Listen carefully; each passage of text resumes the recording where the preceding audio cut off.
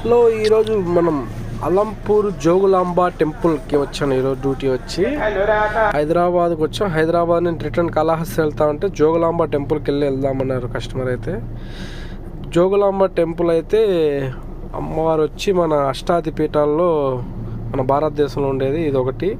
హైదరాబాద్ నుంచి 200 కిలోమీటర్లు, కాళహస్తి నుంచి 400 కిలోమీటర్లు వచ్చింది. కానీ టెంపుల్ అయితే చాలా ప్లెజెంట్గా ఉంది. మేము ఇప్పుడు దసరా బ్రహ్మోత్సవాలు జరుగుతున్నాయి కదా, నవరాత్రులు, దానివల్ల డెకరేషన్లు అంతా బాగుంది. గుడి అమ్మవారిని అయితే తీయలేదు, ఏమనుకోవద్దండి. అక్కడ మనం తీసినా బాగుండదని చెప్పి తీయలేదు. టెంపుల్ అయితే మాత్రం చాలా బాగుంది.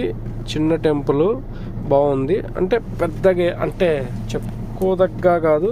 టెంపుల్ అయితే బాగుంది, అంతా ఆర్కిటెక్చర్ కానీ అన్నీ బాగుంది. నార్త్ సైడ్ ఉన్న టెంపుల్ లాగా ఉంటుంది మనకి ఇది. గుడి మాత్రం అంతా మన సౌత్ లాగా ఉండదు, నార్త్ సైడ్. చూసారా, అన్ని పాత పెయింట్ కూడా ఆర్కియాల్ డిపార్ట్మెంట్ హ్యాండ్ ఓవర్లో ఉంది. టెంపుల్ అంతా కూడా ఎక్కడ పెయింట్ అనేది, సున్నం అనేది ఎక్కడ కూడా ఉండదు.